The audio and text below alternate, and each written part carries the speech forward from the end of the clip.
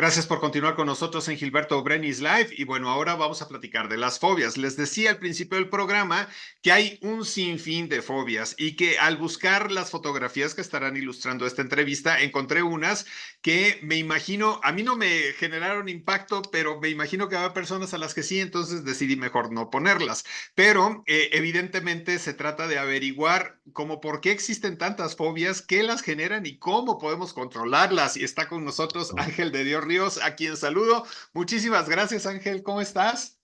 Hola Gilberto, ¿cómo estás? Me da muchísimo gusto estar otra vez aquí contigo y compartir pues lo que vamos aprendiendo en la vida, ¿no? Oye, Entonces, pero bueno, ahora fobias. te voy a decir una cosa. Dentro de las fotos, cuando puse fobias, la palabra fobias, Sí, la foto que más salió fueron arañas sí. y los puntitos estos cercanos que son la tripofobia, ¿no? Ajá, ajá. Fueron las dos fotografías que eran más comunes. A mí ninguna de las dos, digo, no es que sea fan de las arañas, pero tampoco me pongo mal con una araña, ¿no? Ujú, ujú. Y tampoco con estos puntitos. Me genera una sensación extraña, pero no es así como que no los puedo ver. Ajá. Y me llamó mucho la atención porque dije, así como esto, que no te imaginas, ¿no? Lo de la tripofobia, dices, ¿cuántas cosas no habrá a los que la gente le tiene fobia, ¿no? Sí, claro, porque además la fobia, hoy en día tenemos esta idea de que las fobias tienen que ver con el miedo que le tenemos a ciertas cosas, ¿no?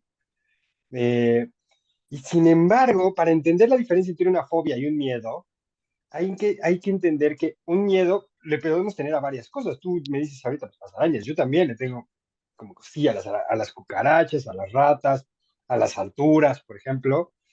Sí, hay cosas a las que les tenemos miedo, pero entonces, ¿cuál es la diferencia entre una fobia y un miedo? Es que la fobia es el miedo al miedo. No sé si me estoy explicando. A ver, cuando la persona le tiene fobia a algo, no es solo miedo a esa cosa, le tiene miedo al miedo que le provoca esa cosa. Entonces pareciera una redundancia, pero en realidad le tiene mucho miedo a su reacción ante esa situación. Por eso los clínicos, los psicólogos, los que somos clínicos, entendemos esta diferencia. Entonces vemos a alguien que dice, oye, le tengo miedo a las alturas, ¿no? Yo te he de decir, de las que más trabajo es miedo a volar, miedo a las alturas y miedo a ciertos bichos, ¿no? Arañas, cucarachas, hormigas, muy específicos. Son como las que más se ven, las que más se notan y con las que más he trabajado. Pero cuando hablamos de fobia no es un miedo a esa cosa, todos le tenemos miedo a algo. Es que estamos hablando de alguien que le tiene miedo a su propia reacción ante esa cosa. Y entonces, de alguna manera, voy a seguirle diciendo cosas, si me lo permites, porque no quisiera como señalar alguna. De alguna manera, esa cosa se vuelve una especie de límite infranqueable. No sé si me explico. De alguna manera, ese límite es, no puedo pasar de ahí, no puedo atravesarlo, no puedo verlo.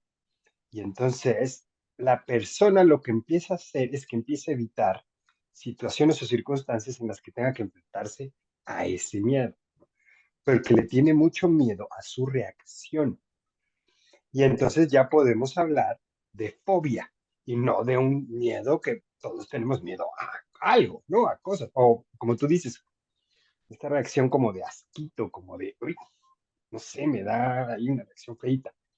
Sí, porque estamos condicionados a reaccionar mal ante cosas que puedan ser peligrosas a nosotros, ¿no? A reaccionar un poco defensivamente o huyendo. Para eso sirve el miedo. La fobia se vuelve un problema porque no genera una reacción. Mira, se lo platico así a mis pacientes y a mis estudiantes.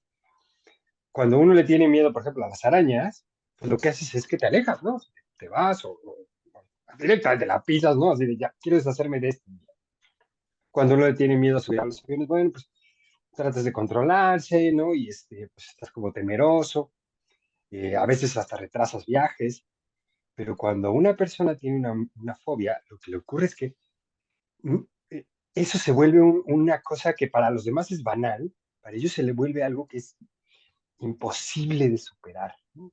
Es una especie como de tótem, se convierte en algo que se vuelve algo que difícilmente eh, pueda incluso a veces visualizar. Entonces, lo que le ocurre a las personas con fobia es que a veces solo con recordar o con pensar en ese objeto, surgen reacciones, ¿no? Entonces empieza a tener como lo que le llamamos un ataque de pánico. Entonces, sí, si nos ponemos a buscar, como bien dices, tipos de fobias, mira, vas a encontrarte fobia a lo que tú quieras, ¿no? Hay gente que me ha contado, yo la verdad es que no he trabajado nunca con eso, fobia a los vasos, fobia al agua, fobia a las paredes. Uno de los casos que más me ha llamado la atención, con el que sí trabajé, es fobia a los picaportes de las puertas, las manijas. No podía tocarlas, pero tampoco podía ya ver. Llegó un momento en que avanzó tanto que ya no podía ni siquiera verlas y solo imaginarlas o pensarlas le generaban ataques de pánico. Entonces sí, podemos encontrar fobias a casi cualquier cosa, pero se va desarrollando con el tiempo, ¿no? No surgen de la nada, ¿no? A veces eso es un poco lo que platico con mis estudiantes. Hay que entender que una fobia no surge porque sí, es más bien una especie como de, es un límite que nos imponemos, que nos pone nuestra mente, nuestro cerebro, nuestra psique, para no pasar más allá. Eh, por eso es mucho más común las fobias ante situaciones que nos puedan invitar a la aventura o hacer algo raro o no aceptado socialmente.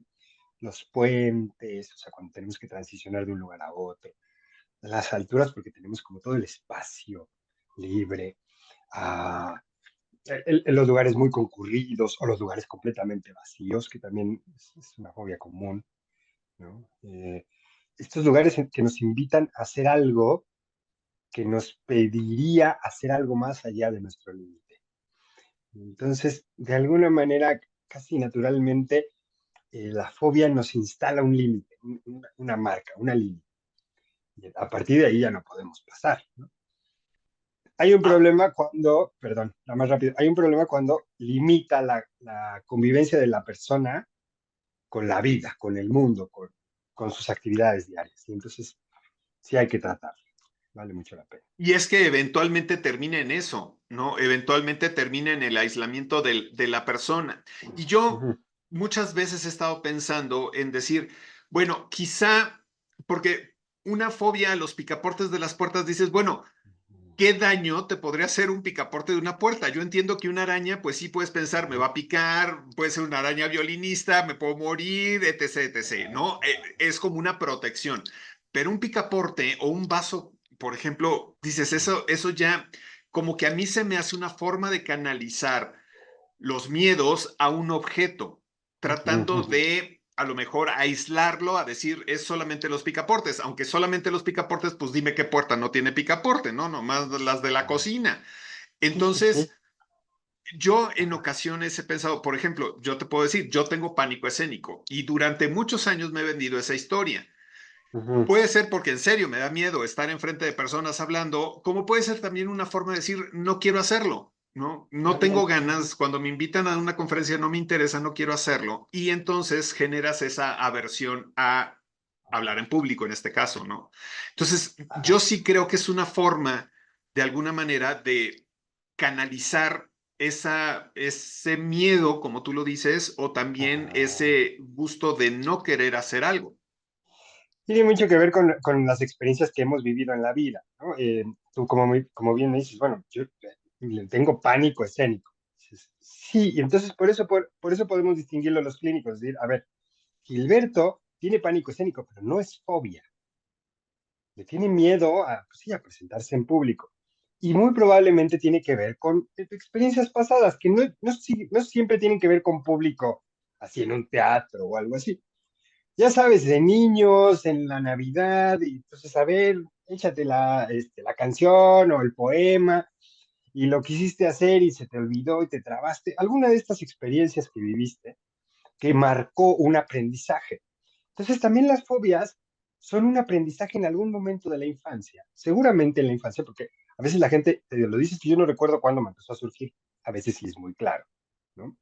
Hay gente con la que he trabajado, trabajé también con una persona que tenía fobia a las hormigas, pero él recuerda claramente el momento en que pues, se paró en un panal, no sé si le llaman panal, perdón, Hormiguero. de un hormiguero, de hormigas, y entonces se le treparon todas, claro, desarrolló una fobia, ¿no?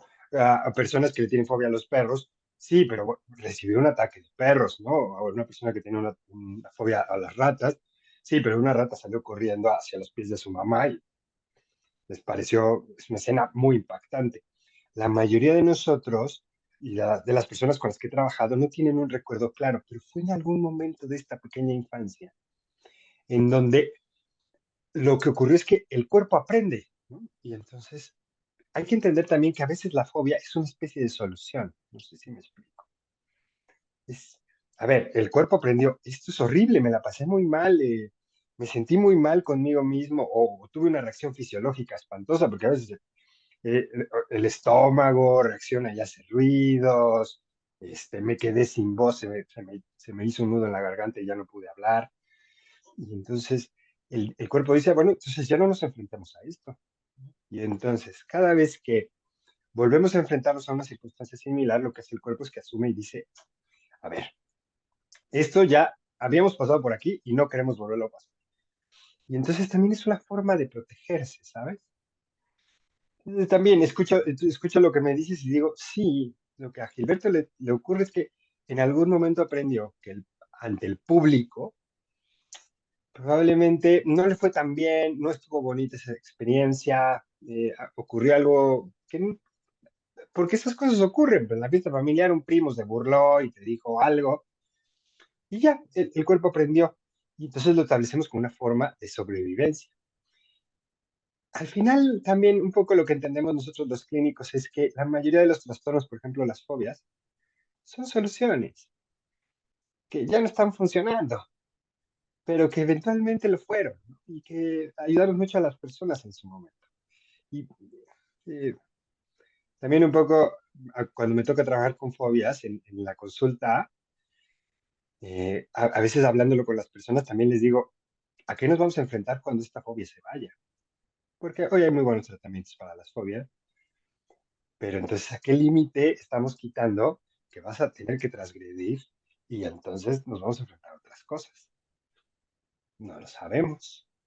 A veces la fobia está bien, la fobia funciona y se queda ahí, digamos. No se vuelve un problema.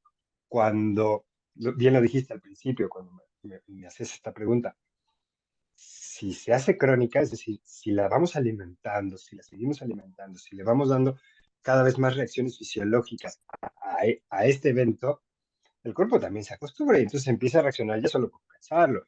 O la gente que me dice es que me desperté de la pesadilla con un ataque de pánico porque estaba soñando con esa cosa. Claro, el cuerpo también aprende a reaccionar y entonces empezamos a generar más límites. Entonces, como bien dices, si una fobia no es tratada a tiempo, lo que va a pasar es que se va a expandir a otras cosas, a otras circunstancias y eventualmente no voy a poder pues salir de mi casa, moverme, ¿no? Hacer cosas que me están impidiendo vivir mi vida. Y eso es pues, lo que tratamos de evitar en el tratamiento clínico, ¿no? Nos queda Ujú. un minutito y quisiera preguntarte, necesariamente para poder pues pasar de una fobia o el superarla, ¿tiene que ser a través de terapia? Hay otras formas, pero en terapia lo que pasa es que es una muy buena manera de hacerlo acompañado, ¿no? Hay técnicas muy buenas, de verdad. Hoy la ciencia ha avanzado mucho con respecto a técnicas, estrategias, hay medicamentos incluso para que podamos enfrentarnos a ello. La terapia es muy buena compañía. También es cierto que hay otras maneras, ¿no? Hay gente que ha superado la fobia enfrentándola directamente. Así, ya estoy harto de esto. Voy y me enfrento a una situación en la que de alguna manera seguro pueda yo verlo, ¿no? Entonces, no sé, se ponen documentales de ratones, ponen imágenes en su computadora o en su celular, que tengan que estar presenciando eso, también funciona. Y a veces acompañado con alguien, ¿no? He trabajado también con gente que superó la fobia porque no sabía que la iba a enfrentar, ¿no? Entonces, por ejemplo, tiene fobia a los espacios abiertos, pero no sabía que iba a ir a un espacio abierto y un amigo lo llevó por descuido y pues ya no le dio tiempo del ataque, entonces de pronto, pues ya no le tengo la fobia, mira. Entonces sí, yo le recomiendo la terapia porque está acompañado, ¿no? Si podemos hacer algo en caso de que haya una reacción adversa, pero no es la única manera. Tenemos Muy bien. maneras. Pues la verdad es que es interesante el tema, sin duda, y bueno, si llegamos a tener alguna pregunta, alguna duda, si queremos consultarlo contigo ya de manera particular, ¿dónde podemos encontrarte?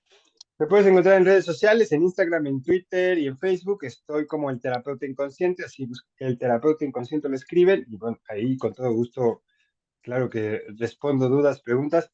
Y además, esta invitación, si tienes una fobia, que es una reacción muy excesiva, excedente, si tú notas que lo que tienes es más miedo a tu propia reacción, probablemente tengas una fobia, no es necesario que la dejes crecer, ¿no? Atiéndela antes, Muy ayuda bien. bastante, ¿sale? Muchísimas gracias, Ángel. Como siempre, te mando un abrazo. Cuídate mucho. Un abrazo, Gilberto, cuídate mucho, muchas gracias. Que estés muy bien. Y bueno, a todos ustedes, gracias. Gracias por habernos acompañado en una emisión más de Gilberto Brenis Live. Nos vemos mañana muy puntuales, 3:30 de la tarde.